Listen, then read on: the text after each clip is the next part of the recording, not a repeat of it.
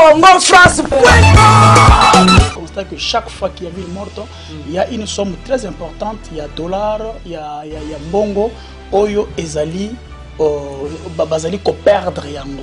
C'est pour dire que quand bien même que ville morte ezalité mbongo ne kota la mekenda wa wapi.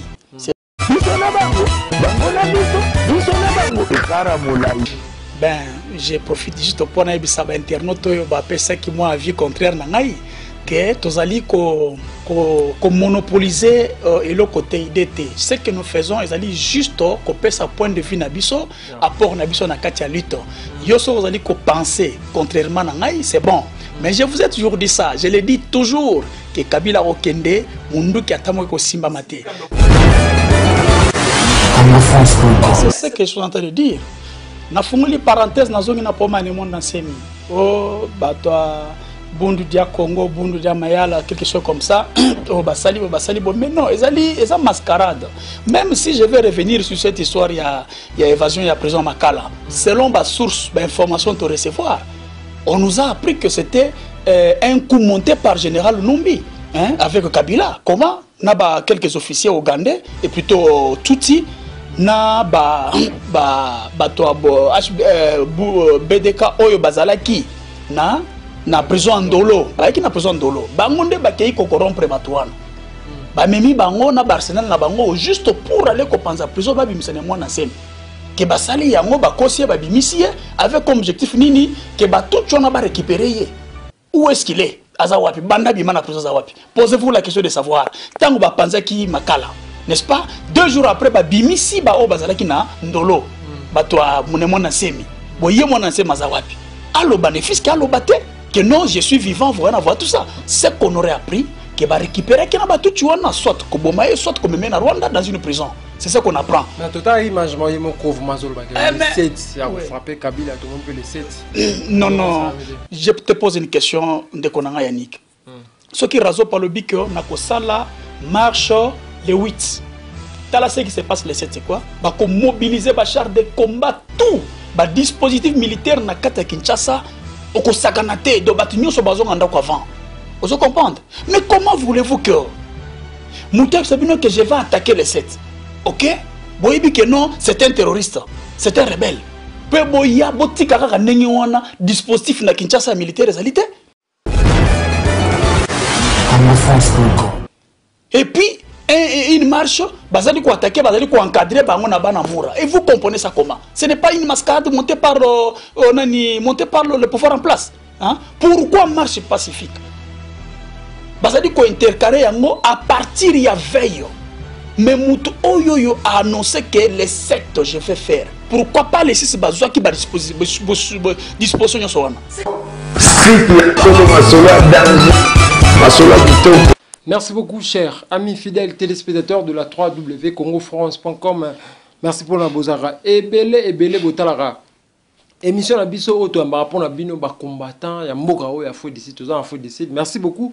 Na batunyo so bozo benga biso vraiment bozo ko encourager, bozo pesa ba sujet na bino, bozo encourager musala ngezo kende pour la remarque ya bino yangola. Tozo améliorer musala. Merci beaucoup toujours dans cadre émission oyo bobi ngeto amara toujours ba combattant na mboka o to betara masolo. Par rapport à l'émission au showtime, mais représenté par votre humble serviteur Yannick Wenge, Moto Oyo Atonda Kibonzambe. Merci beaucoup dans les boss José Didi Pumba. Merci beaucoup Big Manager Bookson Bukasa. Merci beaucoup encore à boss Bovi Production, boss Yani na Bovi Production.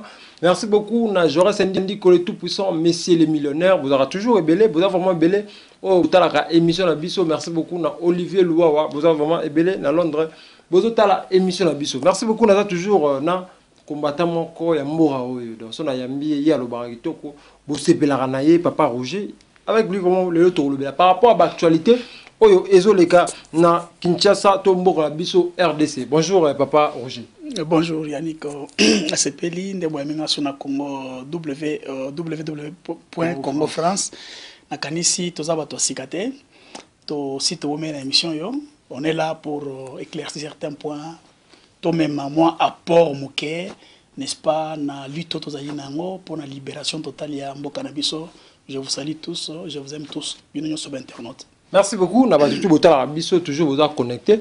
On a toujours Ouais, biso d'émission émission toujours ça là vraiment on a ba remarque ba appel ndé bozo benga toujours c'est la makasi vraiment on a ba appel la bino mais papa Roger na minute to moni vous avez mon absence to joyoté par rapport à l'actualité aussi collègue na Congo mon ancien il y a ça qui marche to moni pe rassemblement pe de qui ville morte mais to moni résultat là on vraiment malongate d'habiter bio bomona yonde oui na c'est pena banda bon problème il y a ville morte parce que mon ancien mes dossier mo moulaï to sola vraiment loin large na kanisi quand on décrète une ville morte ils ont un objectif mi balé il y a les bosso soit qu'on paralyser totalement l'activité il y a l'état il y a mis balé soit qu'on paralyser partiellement l'activité à l'état parce que tout ça là qui constate que chaque fois qu'il y a ville morte il y a une somme très importante il y a dollars il y a mbongo oyo ezali bazali ko perdre yango c'est pour dire que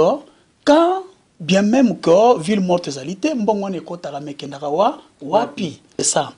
Deuxième point, ezali que la ville morte décrétera pourquoi c'est juste pour faire voir ezali moko il y a aspect à lutte il y a non violence alors pour faire voir na pouvoir que peuple azali côté na yote azali côté na biso il y a opposition et alors avec ça et qu'on pousser yé n'est-ce pas atala qu'est-ce qu'il peut faire avec le temps bien sûr ndongo lobi na yebi que objectif principal nango ezali nini ezali pour paralyser le secteur étatique.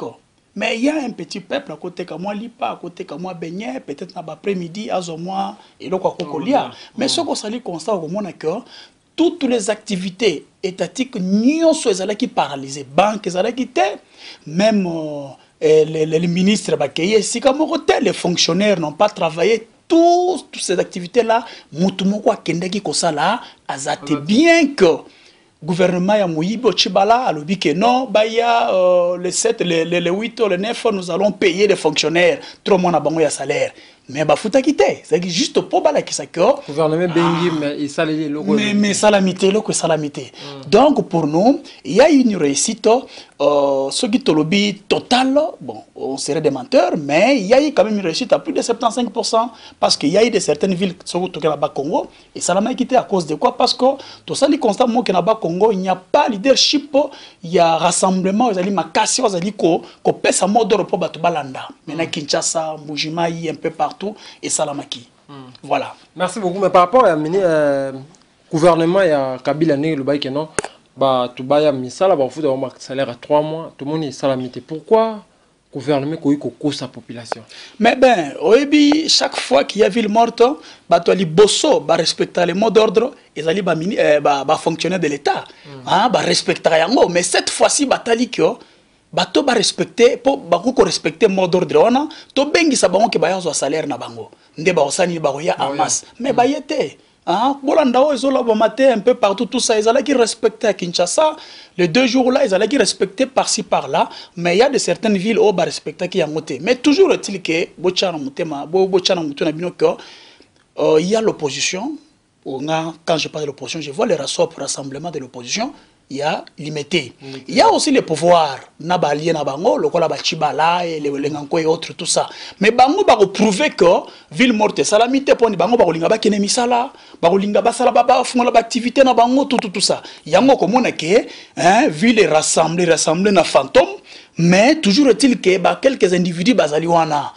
Quand on parle de ville morte, ils allaient juste pour paralyser toutes les activités de l'État. Ba banque fondamité, fonction publique et salamité et salamakité. Ça c'est clair. Donc le côté zalité. Merci beaucoup mais tout le bien masolo ya syndicat dokolo to kaki dans bima ki boto ki syndicat dokolo. La dernière temps tozo ka li susté. Tu éviter ezanini to bakangisi mna kuna to ba pese mbongo mo ba bi avanda non atiko chama kelele. Oui ndeko Yannick na kanisi tango e bandit le belaki eloko wana.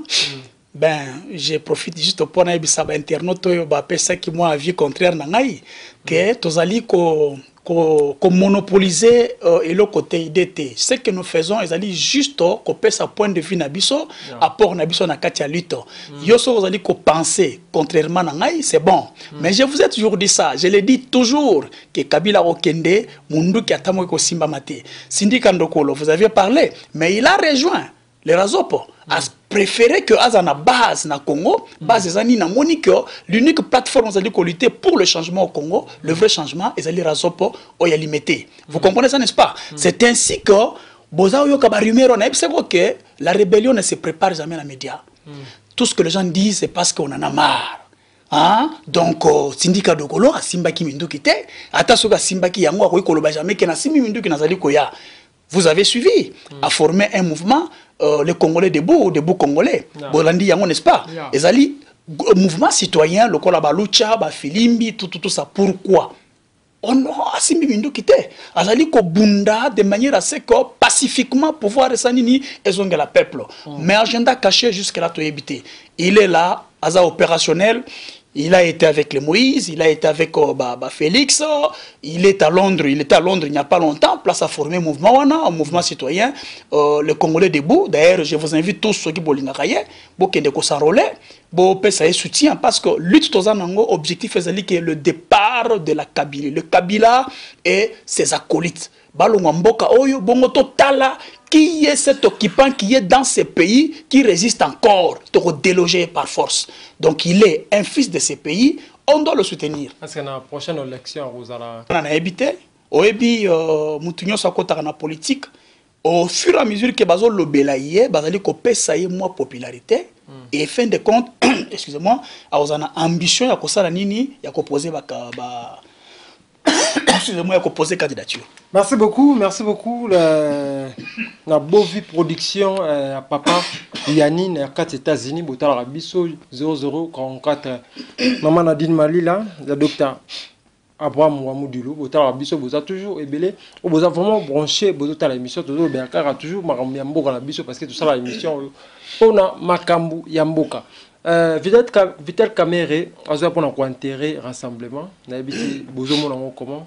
Non, je ne pense pas n'habiter penandimité que rassemblement limité, bah qu'on dit ma Vital Kamere. As un objectif n'est pour nous paralyser, déstabiliser Rasopo. Moi, si Vital Kamere est intégré le RASOP, en tout cas, je ne pense pas qu'il y ait un leader politique parce que c'est un homme, c'est un caméléon qui change, changer Bilamba à tout moment. Alors, ça ne demande pas ce que Moutona a intégré. Nous avons besoin, il y a qualité et nos quantités dans le rassemblement. Il faut réellement tout purger. Tout le monde là-bas, il faut que les leaders politiques qui se disent que nous sommes leaders, mais l'objet est collaborer avec Kabila. Bangonde bazali ko déstabiliser Rasop. Vous comprenez? Alors ce que nous voulons, c'est quoi? Nous voulons la qualité dans le Rasop. Nous ne voulons pas des gens comme des caméras. Ils veulent faire quoi? Si le vice-président c'est ça qui est il y a le bagui que l'accord n'est pas violé, tant qui là. Maintenant, c'est ça pour la vice-présidence. C'est parce qu'à Monique, là où nous allons, ça ne marche pas. Je ne pense pas. Eh bien, c'est un Congolais ou pas. Ce n'est pas un Congolais. Pour Nangaï, ce n'est pas un Congolais. Il y a de ces gens qui pensent que c'est un Congolais. Mais un Congolais, objectif n'est de déstabiliser la vraie opposition et donner la force encore une fois de plus à Kabila. Donc on s'oppose. Rasopo ezali pour le peuple congolais, ezali ya Félix Ité, ezali ya Kabundu Té, ya Pierre Lumbi Té, ya Kamita Touté, ezali pour le peuple congolais. Donc s'ils osent seulement accepter que Moutona Kota na Razop, alors ils vont voir comment le peuple va se mobiliser contre eux. Tout le monde a la population ezokoufa, tout le monde a la fausse commune toujours, tout le monde a le peuple azonyo kwa mana Congo dollar ezomataka se komata. Habité il y a des Singapour, on a besoin qu'il y ait des élections, on dirait exact. Tout le monde a clarté parce que il y a Kabila qui a promettre l'élection en décembre. Le peuple est souffert, le peuple est souffert. Ben c'est ce que je suis en train de dire. Na funguli parenthèse na zongi na poma ne monde ensemi. Oh toi Bundu dia Congo, Bundu dia Mayala, quelque chose comme ça. Oh basali, mais non, ils ont mascarade.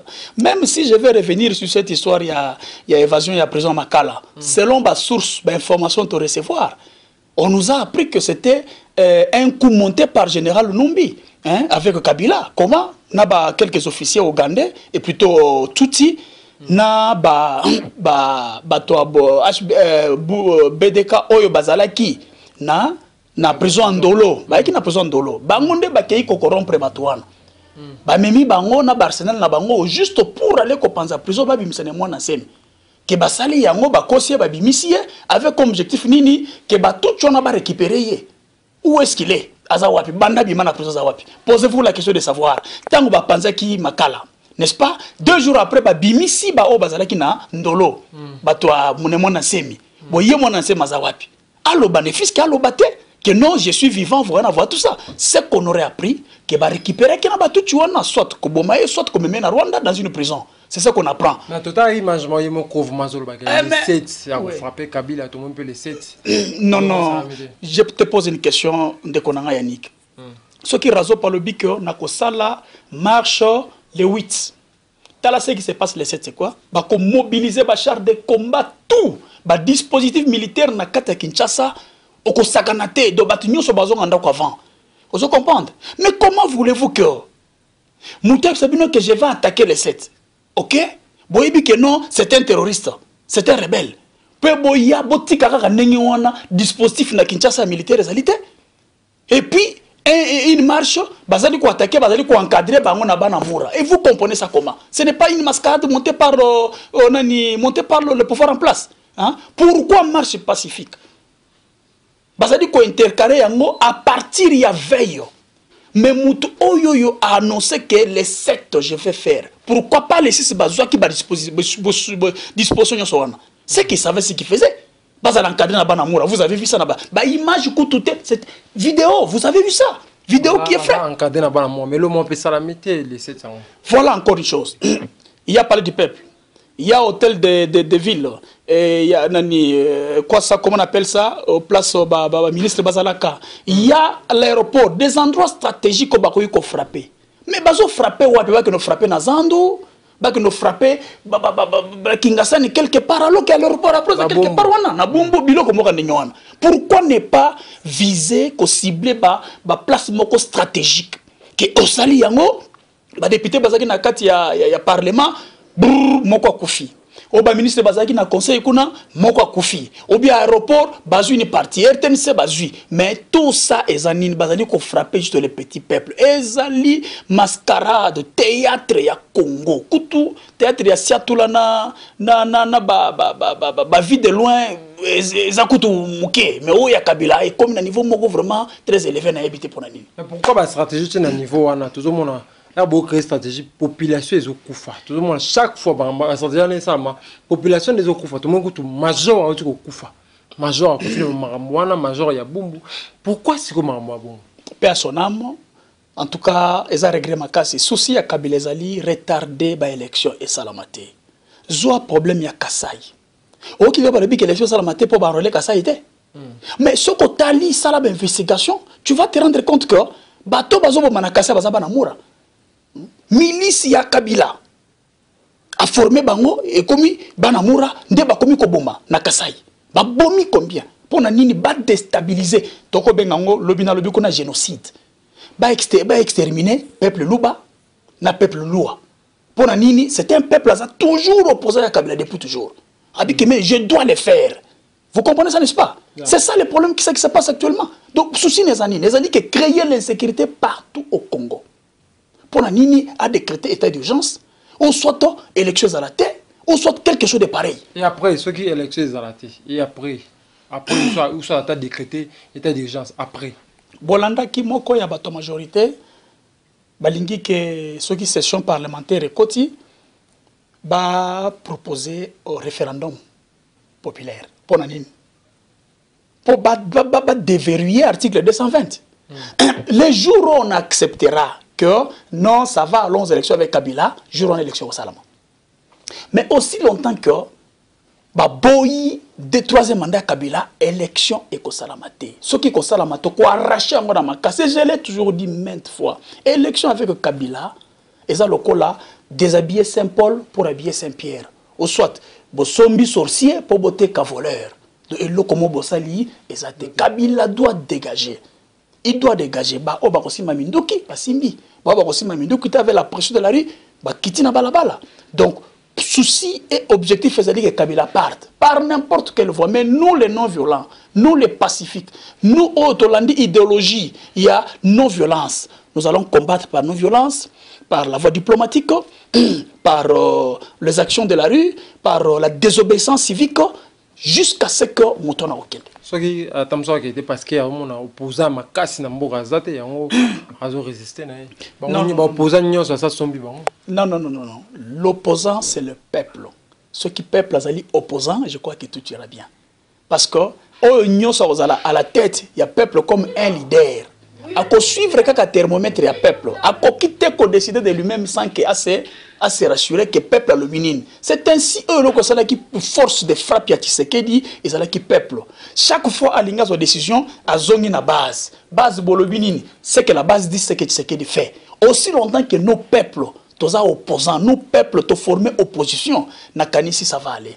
Pourquoi Bozo trace mon antisémité par rapport à ma sur sala ou nyo sur sali ko buka ba prison ma sur sala mais Bozo baka kazara traître siko asala nini pour bomona que non aza pour la population aza mascarade na kanisi olandaki bao basalaki ba marche na bato mon ansemi ba marche na bakaliko bazali ko manifester xénophobie contre les Kasaïens.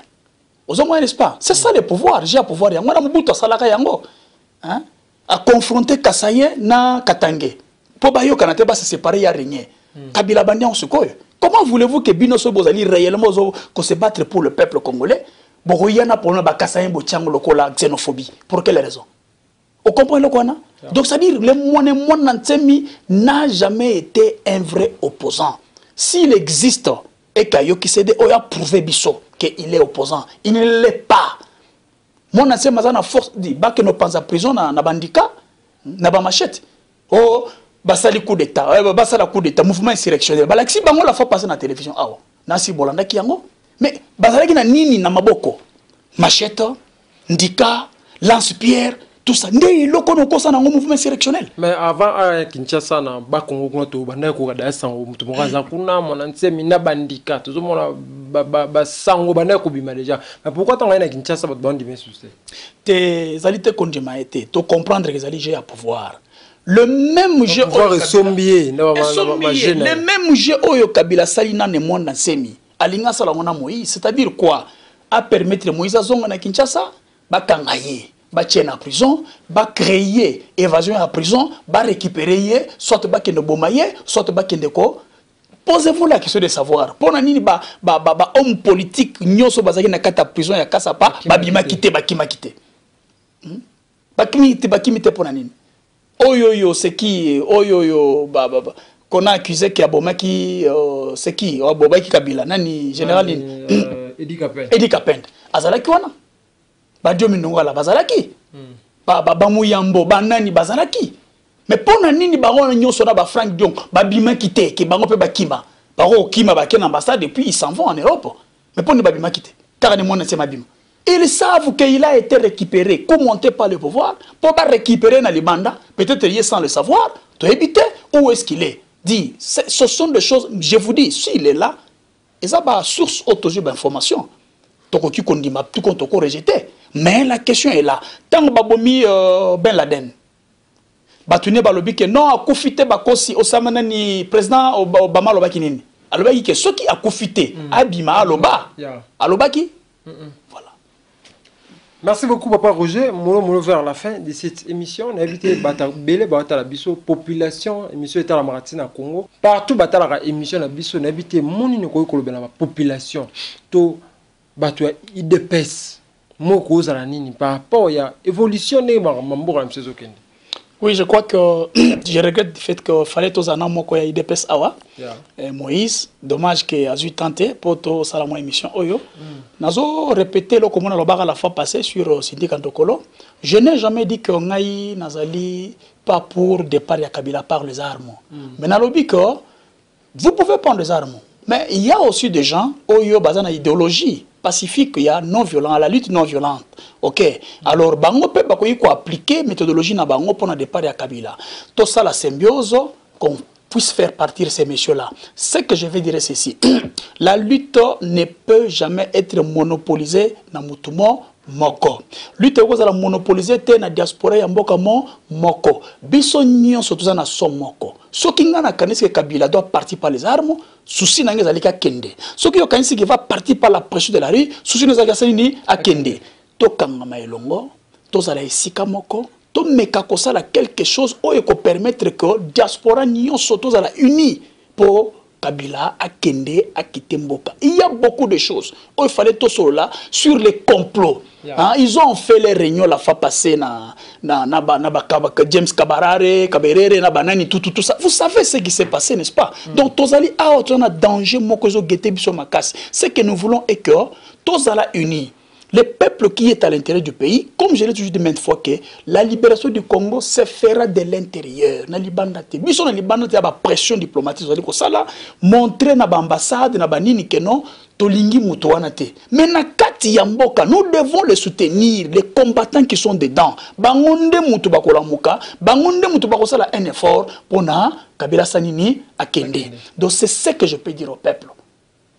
Merci beaucoup. Numéro de téléphone, moi, mot de la fin, pour tout Kabouana. Mon numéro de téléphone, c'est le même, c'est le plus 27 61 095 30 71. Je reprends, plus 27 plus 27 61 095 30 71. Le mot de la fin, en tout cas, je salue tous les combattants. Il y a Afrique du Sud. Donc, saluer tous les combattants, il y a Europe, partout ils se trouvent. Aussi un accent particulier sur les combattants du Congo. Réellement, bazo bundamakasi, bazo monapasi, hein, tout ce qu'ils font, nous sommes de cœur avec eux. Donc, toko trahira kabangote, hein, nous sommes là pour les soutenir, hein, na nyonso ekoki kozala, ma koki nyonso toko ko changer de manière à ce que peuple nakati ya Congo to longa munguna Kabila kende, Kabili bakende, to meka ko récupérer mboka na biso. Bon, Mitiana Moutouté que mon ancien, c'est un opposant. Oh non, Ndika Ebetamino, ce sont les mascarades et les théâtres. Bazali Koboma, le peuple congolais, à tout moment, par ces gens-là. Bakende Koboma, ministre, Bakeno Tchela Bakimbuta, Biloko Bandika, mais pourquoi Bazali Ko, juste point stratégique, Zate Kaka, Zando, Bumbo, Boy, qu'est-ce qu'il y a là-bas? Dites-moi, pas qu'il y a un site, il y a une place à Basseni, Bassara Biloko na Bangwana. Bakingakati, par exemple, la voix du Zaïre, la voix du Zaïre, nous considérons que nous sommes au Zaïre. Donc, bisous to le Zaïre, to le baka jamais que Congo. Parce que nous ne sommes jamais libérés. Tout ça, quand on Zaïre, il y a Kalawana et Mobutu. En tout cas, courage, Nzamba Kosala, Toko parvenir à Kolonga, Ingeta. Merci beaucoup, Ingeta, chers amis fidèles téléspectateurs de la 3W Congo France.com. Nous sommes arrivés à la fin de cette émission. On arrive vraiment dans un il y a co-présenté bino émission où on a un bail pour la bino papa Roger combattant Makasi. Il y a Moka où il faut décider en tout cas besoin de nous embêter, n'habiter Congo personne qui nous embêter. Mais merci beaucoup dans les boss. Je vous ai dit pour moi toujours. Moussa les autres qui sont combattus sont préférés qu'à Chot Sam où ils ont représenté par Wabino Yannick Wenge. Merci beaucoup à Jaurès Syndic le tout puissant, Messi les millionnaires, les boss Bofi Production, Yanni, boss oiseau produire, musicien et belé, na États-Unis. Merci beaucoup, on a bien tout beau talara. Vraiment, émission où on a beaucoup bignon. D'ici là, portez-vous bien sûr 3W avec l'espoir de vous retrouver au prochain numéro. Ciao.